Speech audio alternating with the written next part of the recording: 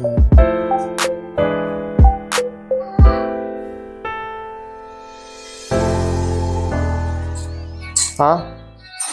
So we have a patient today who's a known case of complete cleft lip alveolus and palate.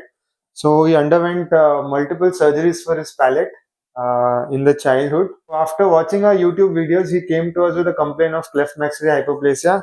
With the jaw being receded, the upper jaw was almost 8 to 9 mm behind the lower jaw. हाँ करो.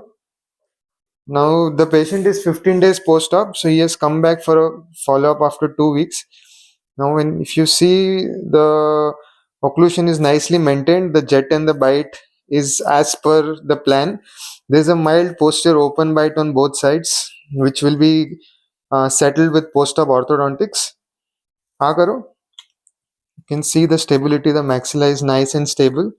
So we had also used bone graft from the iliac crest, that is the autogenous bone graft for the patient, to reduce relapse in this case, because the movement of the maxilla was almost 9 to 10 mm. So to prevent relapse, we had used iliac crest bone graft. So apart from these things, we had also put some fat as a filler in his upper lip, because even after maxillary advancement, he had some amount of positive lip step. So to correct that, we put approximately 6 cc of fat in his upper lip to give more bulk and reduce the positive lips. And we'll be seeing him again after 1 month to continue with his post-op orthodontic.